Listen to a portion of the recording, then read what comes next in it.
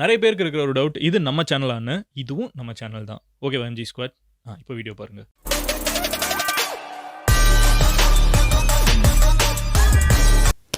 Hello everyone, நான் Madan Gowri and hello எம்ஜிஸ்.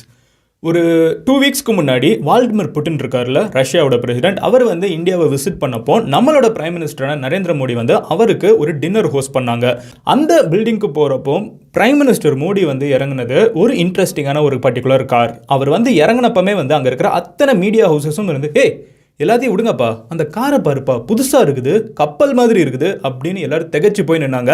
And அந்த car தான் வந்து இப்போ மோடியோட லேட்டஸ்ட் கார். 12 crore rupeesக்கு வந்து இந்த காரை வாங்கியிருக்காங்க. 12 கோடி ரூபாய் ஒரு காருக்கு செலவு பண்ணுறதுக்கு என்ன மாதிரி இருக்குது அந்த காருக்குள்ள? அப்படி என்னதான் இருந்துருன்னு ஒரு கேள்வி உங்களுக்கு உடனே வருது இல்லை? இன்னைக்கு வீடியோவில் அதை தான் பார்க்க போகிறோம். இந்த 12 crore கார் வந்து இந்தியாவோட மோஸ்ட் ப்ரொடெக்டட் பர்சனாக இருக்கிற மோடி யூஸ் பண்ணிருக்காரு. அப்படி அந்த காருக்குள்ள என்னதான் இருக்குது? 12 கோடி ரூபாய்க்கு யார் இந்த காரை மேனுஃபேக்சர் பண்ணுறாங்க? முதல்ல அந்த காரை கண்ணில் காட்டுப்பான்னு சொல்லிட்டு ஏகப்பட்ட கேள்விகள் இருக்கும்ல. வாங்க இந்த காரை பற்றின 15 இன்ட்ரெஸ்டிங்கான விஷயங்கள் நான் உங்ககிட்ட சொல்ல போகிறேன். முதல்ல அந்த காரோட ஃபோட்டோலேருந்து ஆரம்பிப்போம் வாங்க. ஸோ கைஸ், இந்த கார் தான் வந்து நம்மளோட பிரைம் மினிஸ்டர் வந்து இப்போ யூஸ் பண்ணுற பர்டிகுலர் கார். இது அவரோட கான்வாயில் வந்து இப்போ லேட்டஸ்ட்டாக ஆட் ஆகிருக்கிறது. இந்த கார் வந்து யாரோட மேக் அப்படின்னு பார்த்தீங்கன்னா மெர்சிடஸ் பென்ஸோடது. Mercedes Benz Maybach S650 guard அப்படிங்கிறது தான் இந்த காரோட பேர். அண்ட் என்ன மாதிரி இவ்வளோ பெருசாக கார் இருக்குது அப்படின்னு கேட்டிங்கன்னா, ஒரு சின்ன கம்பேரிசன் சொல்கிறேன். ஒரு ஜிராஃப் இருக்குல்ல, ஒரு ஜிராஃபை வந்து இங்கேருந்து அப்படியே படுக்க போட்டிங்கன்னு வச்சுக்கோங்களேன், ஒட்டகச்சிவிங்க. இந்த கார் வந்து அந்த ஜிராஃபை விட டாலாக இருக்கும். ஸோ இங்கே ஒருத்தங்க நின்றுட்டு இருந்தாங்கன்னா அதை மீறி இந்த கார் எவ்வளோ பெருசாக இருக்குன்னு உங்களுக்கு தெரியுது பார்த்தீங்களா? ஸோ இது வந்து மேசிவான ஒரு பர்டிகுலர் கார். இந்த கார் வந்தோட விலை என்ன அப்படின்னு பார்த்தீங்கன்னா 12 crores வந்து ஒரு சிவிலியன் யாராவது நார்மலாக இருக்கிறவங்க வாங்கணும்னு நினச்சாங்கன்னா கண்டிப்பாக நான் இப்போ சொல்ல போகிற ஃபீச்சர்ஸ் போக அடிஷ்னலாக ஏகப்பட்ட ஃபீச்சர்ஸ் உள்ளுக்குள்ளே இருக்கும். கண்டிப்பாக இன்னும் சில கோடிகள் வந்து இதுக்குள்ளே இறங்கியிருக்கும். பட் ஒரு கார் 12 கோடி ரூபாய் உள்ளே என்ன இருக்குன்னு பார்க்க ஆரம்பிப்போம் வாங்க. வெல், அஃப்கோர்ஸ் ஆல்ரெடி வந்து நிறைய பேர் கமெண்ட் பண்ணியிருப்பீங்க, அதெல்லாம் சரி மதன்னு சொல்லிட்டு யாருப்பா மதன் கௌரியோட தம்பி வந்து உட்காந்துட்டு இருக்கேன்னு கேட்டிருப்பீங்க. ஒன்றும் இல்லை, சேவ் பண்ணனாலே நம்ம சேனல் அடிக்கடி வர கமெண்ட்ஸ் தான், அதை இக்னோர் பண்ணுங்கள். நம்ம இப்போ டாப்பிக்கில் போகலாம். நம்பர் 1, மெர்சிடஸ் பென்ஸ் வந்து கிட்டத்தட்ட 90 இயர்ஸ்க்கு முன்னாடியே வந்து ஃபர்ஸ்ட் காட் வெஹிக்கிளை உருவாக்கியிருக்காங்க. இந்த காட்னா என்னன்னு தெரியுமா? இந்த செக்யூரிட்டி காட் சொல்கிறாங்களா, ப்ரொடெக்ஷன். ஸோ அதுதான் வந்து இந்த காட் சீரிஸ் ஆஃப் வெஹிக்கிள்ஸ். இந்த காட் வெஹிக்கிள்ஸில் பார்த்தீங்கன்னா இருக்கிறதுலே ஹையஸ்ட் ப்ரொடெக்ஷன் வந்து இந்த கார்ஸ்க்கெல்லாம் கொடுக்கப்பட்டிருக்கு. 90 இயர்ஸாக வந்து மெர்சிடஸ் பென்ஸ் வந்து வருஷம் இந்த மாதிரி காட் வெஹிக்கிள்ஸ் ரிலீஸ் பண்ணிருக்கிறதுனால இது வந்து இன்றைக்கி இருக்கிற காலகட்டத்துக்கு only for presidents, prime ministers, இந்த மாதிரி ஒரு நாட்டோட மோஸ்ட் பிரச்சனைகளை ஃபேஸ் பண்ணுறவங்க, ரொம்பவே சேஃபாக வைக்கப்பட வேண்டியவங்களுக்குன்னு தனியாக வந்து பென்ஸ் உருவாக்குற ஒரு பர்டிகுலர் கார்னு கூட சொல்லலாம். சிவிலியன்ஸ் வாங்கலாம், பட் யாருமே இந்த ஃபீச்சர்ஸோட வாங்க மாட்டாங்கிறத யதார்த்தமான ஒரு விஷயம் நான் ஒவ்வொன்றா சொல்ல ஆரம்பிக்கிறேன். ஸோ ஆனால் இதுக்கு பின்னாடி வந்து 90 இயர்ஸ் ஹிஸ்ட்ரி இந்த கார் வந்து இவால்வ் ஆகிட்டே இருக்குன்னு தெரிஞ்சுக்கோங்க. நம்பர் 2 என்னன்னு பார்த்தீங்கன்னா, இந்த கார் வந்து VR10 லெவல் ப்ரொடெக்ஷன் வாங்கின ஒரு பர்டிகுலர் சர்டிஃபிகேஷன் வாங்கின ஒரு பர்டிகுலர் கார். VR லெவல் 10னா என்ன மாதிரி முதல்ல அதை சொல்லுன்னு கேட்டிங்கன்னா, ஸோ நீங்கள் இப்போ பார்த்துட்டு இருக்கிறது என்னன்னு பார்த்தீங்கன்னா ஆர்மர் பியர்சிங் புல்லட்ஸ். சாதாரண புல்லட் கிடையாது, இது வந்து புல்லட் ப்ரூஃபாக இருந்தால் கூட போய் தாக்கிடும். ஆனால் இந்த கார் என்ன பண்ணுறாங்கன்னு பார்த்தீங்கன்னா, ஆர்மரை உடச்சிட்டு வர புல்லட்டை விட ஒரு பெட்டரான சேஃப்டி கொடுக்கணுங்கிறதுக்காக காட் வந்து இந்த கண்ணாடியிலேயே இருக்கட்டும் காரை சுற்றியுமே வச்சுருக்காங்க. ஸோ புல்லட் பியர்சிங் புல்லட்னால கூட இந்த காருக்குள்ளே தொலைக்க முடியாதுங்கிறதான் யதார்த்தமான ஒரு விஷயம். அதுக்கு தான் வந்து இவங்க VR லெவல் 10 ரேட்டிங் வாங்கி வச்சுருக்காங்க. உலகத்தில் 1-2 கார்ஸ் தான் வந்து இந்த ரேட்டிங்கே வாங்கியிருக்குன்னு தெரிஞ்சுக்கோங்க. தேர்டு முக்கியமான விஷயம் என்ன அப்படின்னு பார்த்தீங்கன்னா, இந்த கார் வந்து லக்ஸுரினா வந்து இழைச்சிருக்காங்க உள்ளுக்குள்ளே காசை. இந்த காரோட ரியர் சீட்டை தான் நீங்கள் இப்போ பார்த்துட்ருக்கீங்க. உள்ளுக்குள்ளே எத்தனை ஸ்க்ரீன் இருக்குன்னு மட்டும் பாருங்களேன். பின்னாடி நான் சொல்கிறேன், முன்னாடி கூட கிடையாது. இங்கே ஒரு பர்சனலைஸ்டு ஸ்க்ரீன், இங்கே இருக்கிற பேசஞ்சர் யூஸ் பண்ணிக்கிறதுக்கு இங்கே ஒரு பர்சனலைஸ்டு ஸ்க்ரீன். இது ரெண்டுமே வந்து என்டர்டைன்மெண்ட்டுக்கு, அதுக்குள்ளே வந்து அவங்க என்ன பார்க்கணும்னு நினச்சிக்கிறாங்களோ பார்த்துப்பாங்க. இது போக வந்து சென்ட்ரலாக ஒரு பர்டிகுலர் ஸ்க்ரீன் இருக்குது பாருங்கள். இந்த ஸ்க்ரீன் வந்து ஐபேட் மாதிரி ஒரு ரிமோட் மாதிரி நீங்கள் தனியாக கலட்டிக்கலாம். இதை கலட்டிட்டிங்கன்னா வந்து ஆட்டோமேட்டிக்காக இந்த காருக்குள்ளே இருக்கிற எல்லா விஷயத்தையுமே நீங்கள் இந்த ஒரு பர்டிகுலர் கன்சோலை வச்சு கண்ட்ரோல் பண்ணலாம். இது வந்து பிரைம் மினிஸ்டருக்கு மட்டும்தான் ஆக்சஸ் இருக்கிற மாதிரியும் பார்த்துப்பாங்க. ஃபோர்த் இன்ட்ரெஸ்டிங்கான விஷயம் என்ன அப்படின்னு பார்த்தீங்கன்னா, இந்த மேபாக் கார் வந்து ஒரு all wheel drive car. First வந்து இந்த வீல் பார்த்த உடனே வந்து நம்மளுக்கு பயங்கர இன்ட்ரெஸ்டிங்காக இருக்கும். இப்படி ஒரு ரிம் நம்ம பார்த்துருக்கவே மாட்டோம், இன்னும் அது வேறு மாதிரி இருக்குன்னு யோசிக்க தோணும். லுக்ஸ் மட்டும் இல்லைங்க, இந்த காரோட வீல் கெப்பாசிட்டியும் நான் சொல்கிறேன். ஜென்ரலாக நம்ம ரோட்டில் பார்க்குற எல்லா காருமே வந்து ஒன்று ஃப்ரண்ட் வீல் டிரைவாக இருக்கும், இல்லை ரியர் வீல் டிரைவ்ஸாக இருக்கும். பட் இது என்ன அப்படின்னு பார்த்தீங்கன்னா ஆல் வீல் டிரைவ். இது எங்கே ஹெல்ப் ஆகும் அப்படின்னு பார்த்தீங்கன்னா, ஸ்னோவாக இருக்கட்டும், சாண்டாக இருக்கட்டும், பீச்சுக்குள்ளேயாக இருக்கட்டும், எவ்வளோ பிரச்சனை இருந்தாலும் இந்த காரை வந்து எடுத்துகிட்டு போகிறது வேறு லெவல் ஈஸி. மெர்சிடஸ் பென்ஸோட லைனப்லேயே saloon car to have all wheel drive இதுதான் தெரிஞ்சுக்கோங்க. ஃபிஃப்த் ஒன் என்ன அப்படின்னு பார்த்தீங்கன்னா, இந்த காரில் இருக்கிற கண்ணாடி நான் சொன்ன மாதிரியே வந்து ஏகப்பட்ட ஆர்மர் இருக்கிறதுனால, அதாவது ரொம்ப ப்ரொடெக்ஷன் இருக்கணுங்கிறதுக்காக உள்ளுக்குள்ளே ஏகப்பட்ட கார்ட்ஸ் இருக்கும், ஏகப்பட்ட ஷீல்டு இருக்கும். அதனால இந்த காரோட டோர் வந்து ரொம்பவே ஹெவியான ஒரு பர்டிகுலர் டோருங்க. ஜென்ரலாக இந்த மாதிரி பெரிய பெரிய கார்ஸ்லலாம் வந்து இந்த பாடி கார்ட்ஸ்லாம் பார்த்தீங்கன்னா, வெளியில் நிற்கிற பாடி கார்ட்ஸ்லாம் கதவை திறந்து விடுவாங்க. உள்ளுக்குள்ளே இருக்கிற பிரைம் மினிஸ்டரோ பிரசிடென்ட்னாலையோ திறக்க முடியாது. பிகாஸ் இது அவ்வளோ ஹெவியாக இருக்கும். ஒருத்தங்க பிடிச்சி இழுத்தா தான் இதை திறக்கவே முடியும். பட் இந்த காரில் ஒரு அட்வான்ஸாக என்ன பண்ணியிருக்காங்க அப்படின்னு பார்த்தீங்கன்னா, இந்த மொத்த டோருமே வந்து எவ்வளவு ஸ்டீப்பாக இருந்தாலும் சரி, எவ்வளோ கிராவிட்டிக்கு அகென்ஸ்டாக இருந்தாலும் சரி, ஒரு பட்டன் அமுக்குனா இந்த கார் டோர் வந்து ஆட்டோமேட்டிக்காக வெளியே போகும். அதே மாதிரி வெளியிலேருந்து ஒரு பர்டிகுலர் பட்டன் வந்து கார்டு அமுக்குனாங்கனால் அது ஆட்டோமேட்டிக்காக உள்ளுக்குள்ளே போகும். இந்த ஒரு ஃபீச்சர் வந்து பென்ஸோட முதல் காரில் இதில் தான் கொடுத்துருக்காங்க. சிக்ஸ்த் ஒன் என்ன அப்படின்னு பார்த்தீங்கன்னா, கார் ஓட்டுறதுல இருக்கிற ஒரு பயங்கரமான கடுப்பான விஷயம், பட் ரொம்ப தேவையான விஷயம் என்னன்னு பார்த்தீங்கன்னா, இந்த சீட் பெல்ட் தாங்க. ஜென்ரலாக நம்ம கார் ஓட்டுறவங்களா இருக்கட்டும், பேசஞ்சர்ஸாக இருக்கட்டும், சீட் பெல்ட் சம்டைம்ஸ் போடாமல் இருக்காங்கன்னா மறந்து தான் போடாமல் இருக்காங்க. பட் இந்த காரில் நீங்கள் ஏறி உட்காந்த உடனே ஃப்ரண்ட் சீட்டாக இருக்கட்டும், ரியர் சீட்டாக இருக்கட்டும், எங்கேருந்து இந்த சீட் பெல்ட் வருதுன்னு பார்த்தீங்களா? இங்கேருந்து வந்து ஒரு ஹெல்ப் வந்து இதை தூக்கி நிறுத்துது பாருங்கள். இதிலேருந்து வந்து ஒரு சீட் பெல்ட் ஹோல்டர் வந்து நிற்குது. இது வந்து சீட் பெல்ட் போடணும்னு ஞாபகப்படுத்தவும் செய்யும். சீட் பெல்ட் போடுறப்ப பெருசாக அழுத்தாமல் ரொம்பவே கம்ஃபர்டபுள், அந்த பெல்ட் போட்டிருக்கதே தெரியாத மாதிரியும் பார்த்துக்கும். இந்த ஒரு ஃபீச்சர் வந்து ஆன் பண்ணதுக்கப்புறம் இது மேலேயே வரும். இது போட்டால் தான் வண்டியே போகும். எவ்வளோ பெரிய ஒரு சேஃப்டி ஃபீச்சர்னு பாருங்கள்.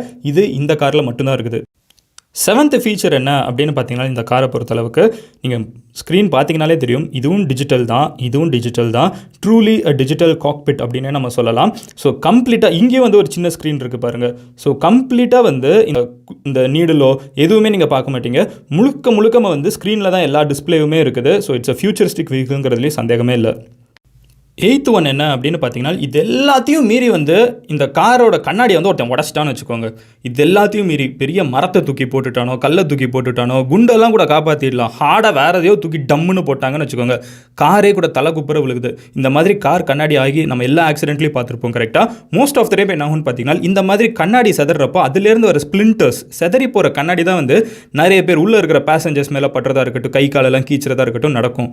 பட் இந்த காரில் நீங்கள் என்ன அடிச்சிங்கனாலும் இந்த கண்ணாடியே உடஞ்சாங்கன்னா கூட அதுக்கப்புறமுமே வந்து ஒரு பாலிகார்பனேட் லேயர் கொடுத்துருப்பாங்க. அதனால இந்த கண்ணாடி உடஞ்சா கூட, இதிலிருந்து ஸ்பிளிண்டர்ஸ் வந்தால் கூட, தெரிச்சா கூட அது வந்து உள்ளே இருக்கிற பேசஞ்சர் கிட்ட போகவே ஆகாது.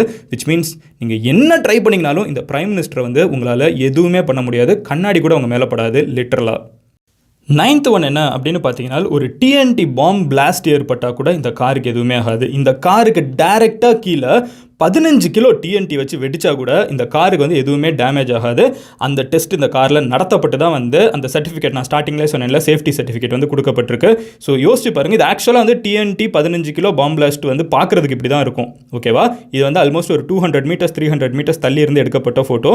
பட் இப்படி ஒரு பிளாஸ்ட் ஏற்பட்டால் கூட அந்த காருக்குள்ளே இருக்கிறவங்களுக்கோ அந்த காருக்கோ எதுவுமே ஆகாது. சினிமாவில் காமிக்கிற மாதிரி இந்த தீக்குள்ளேருந்து அந்த கார் வெளியே போய்கிட்டே இருக்கும், ஒன்றுமே ஆகாது. இந்த காரோட 10th ஃபீச்சர் என்ன அப்படின்னு பார்த்தீங்கன்னா, சப்போஸ் ஒரு பிரைம் மினிஸ்டரை கொல்லணும்னு நினைக்கிறவன் இருந்துக்கிட்டு வெறுமனா துப்பாக்கி குண்டை மட்டும் வச்சிருக்க தேவையில்லை. அவன் வந்து ஒரு விஷவாயு பாய்சன் கேஸை வந்து காற்றுக்குள்ளே வந்து அவன் மிக்ஸ் பண்ணி விட்றான்னு வச்சுக்கோங்க இவங்க போகிற வழியில். அப்போது அதை வந்து சுவாசித்து பிரைம் மினிஸ்டருக்கு எதுவும் ஆகிடக்கூடாதுங்கிறதுக்காக இந்த டேங்க் மாதிரி இருக்கிற காருக்குள்ளே என்ன பண்ணுறாங்கன்னு பார்த்தீங்கன்னா, செப்பரேட் கேஸ் சேம்பர் இருக்குது.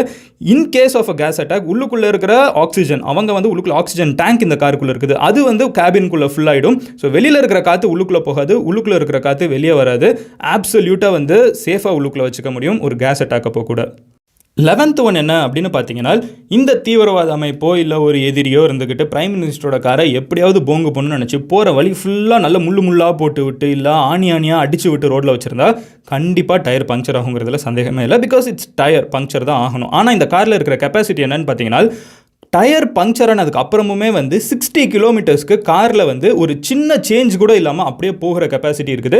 இந்த 60 கிலோமீட்டருங்கிறது ஒரு ஊர்லேருந்து இன்னொரு ஊருக்கு போகிற டிஸ்டன்ஸ். ஸோ இந்த டிஸ்டன்ஸில் வந்து நம்ம காரோட டயரை ரீப்ளேஸ் பண்ணிட முடியுங்கிறது தான் வந்து இந்த பின்னாடி இருக்கிற ஒரு particular logic. So anti flat tyres, அதாவது பங்க்சர் ஆனால் கூட ஓடுற டயர்ஸ் வந்து இந்த காரில் அட்டாச் பண்ணப்பட்டிருக்குன்னு தெரிஞ்சுக்கோங்க.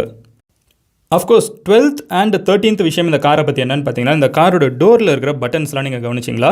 இண்டிவிஜுவலாக இந்த காரோட ஹெட் ரெஸ்ட்டை நீங்கள் அட்ஜஸ்ட் பண்ணிக்கலாம், பேக் ரெஸ்ட் அட்ஜஸ்ட் பண்ணிக்கலாம், சீட் அட்ஜஸ்ட் பண்ணிக்கலாம், அப்புறம் தை சப்போர்ட்டை வந்து 4 சீட்டுக்குமே இந்த மாதிரி இண்டிவிஜுவலாக நீங்கள் பட்டன் அமுக்குனீங்கன்னா ஆட்டோமேட்டிக்காக அட்ஜஸ்ட் ஆகும். அதே மாதிரி வந்து சீட்ஸ் எல்லாமே வந்து கம்ப்ளீட்டாக வென்டிலேட்டட். ஸோ எவ்வளோ வெயில் அடித்தாலும் சரி, எவ்வளோ புயல் அடித்தாலும் சரி, உங்களுக்கு ஏசி வந்து ஏசிலேருந்து மட்டும் கிடையாது, சீட்லேருந்தும் வருங்கிறது வந்து ஒரு இன்ட்ரெஸ்டிங்கான ஒரு விஷயம். அண்ட் அஃப்கோர்ஸ் பிரைம் மினிஸ்டரோ பிரசிடென்ட்டோ ரொம்ப டயர்டாக இருந்தாங்கனால் அவங்க வந்து மசாஜ் பண்ணி விடுறதுக்கு அங்கே யாரும் ட்ராவல் பண்ணுறப்போ வர முடியாதுல்ல. ஸோ சீட்டே வந்து ஆட்டோமேட்டிக்காக 4 சீட்டுமே வென்டிலேட்டட் சீட்டு, 4 சீட்டுமே வந்து பட்டன் அட்ஜஸ்டடு, 4 சீட்டுமே வந்து உங்களுக்கு மசாஜ் பண்ணிவிடும். அண்ட் இது போக உங்களுக்கு ஃபுட் ரெஸ்ட், இங்கே ஒரு பட்டன் அமுக்குனீங்கன்னா இது வந்து ஃபுட் ரெஸ்ட் வந்துடும். இதெல்லாம் போக அடிஷ்னலான ஒரு பர்டிகுலர் விஷயம் என்னன்னு பார்த்தீங்கன்னா, இங்கே பட்டன்ஸ் இருக்குது பாருங்கள், 1 2 3ன்னு சீட் பொசிஷன் வந்து நீங்கள் செட் பண்ணிட்டீங்கன்னா நீங்கள் ஏறி உட்கார்ந்த உடனே வந்து ஆட்டோமேட்டிக்காக ஏஐ யூஸ் பண்ணி அந்த கார் சீட் வந்து உங்களுக்கு ஏற்ற மாதிரி அட்ஜஸ்டும் ஆகிடும். அண்ட் 14th நம்மளோட லிஸ்ட்டில் இருக்கிற ஃபீச்சர் என்னென்னு பார்த்தீங்கன்னா, இந்த காருக்குள்ளே இருக்கிற லைட்ஸ். நம்ம ஜென்ரலாக வந்து ஒரு வாசிக்கணும்னாலோ இல்லை ஏதோ இந்த காருக்குள்ளே முதல்ல வந்து எந்த ஜெர்க்குமே இருக்காது. ஸோ டிரைவ் பண்ணுறப்போ வாசிக்கிறது வீட்டில் உட்காந்து வாசிக்கிற மாதிரி தான் இருக்க போகுது. பட் அதையும் மீறி நீங்கள் வாசிக்க போகிறீங்கன்னா லைட் ஆன் பண்ணிவிட்டு லைட்டை உங்களுக்கு ஏற்ற மாதிரிலாம் அட்ஜஸ்ட் பண்ண தேவையில்லை. ஆட்டோமேட்டிக்காக நீங்கள் எங்கே புக்கை வச்சுருக்கீங்கிறத வந்து இந்த லைட்டில் இருக்கிற கேமராவே வந்து சென்ஸ் பண்ணிவிட்டு உங்களுக்கு எங்கே லைட்டு கரெக்டாக கொடுக்கணுமோ, எந்த அளவுக்கு இன்டென்சிட்டியோடு கொடுக்கணுமோ அது ஆட்டோமேட்டிக்காகவே உங்களுக்கு கொடுக்குங்கிறத தெரிஞ்சுக்கோங்க. 15th இன்ட்ரெஸ்டிங்கான விஷயம் என்னென்னு பார்த்தீங்கன்னா, இந்தியாவில் சராசரியாக ஒரு காரோட விலை எந்த அளவுக்கு ஆரம்பிக்கும்னா ஒரு 3 lakhs 4 lakhsல வந்து நம்ம ஒரு நல்ல கார் வாங்க ஆரம்பிச்சிடலாம். கொஞ்சம் ப்ரீமியமான கார் நீங்கள் போகணுன்னு நினச்சிங்கன்னா கூட 10 lakhs நெருங்குறப்போ அது நம்மளுக்கு கிடைக்க ஆரம்பிச்சிடும். இந்த மெர்சிடஸ் பென்ஸ் கார் வந்து 12 crores. ஸோ 5 லட்ச ரூபாய் 6 லட்ச ரூபாய் எங்கே இருக்குன்னு யோசிச்சு பாருங்கள், 12 கோடி ரூபாய் எங்கே இருக்குன்னு யோசிச்சு பாருங்கள்.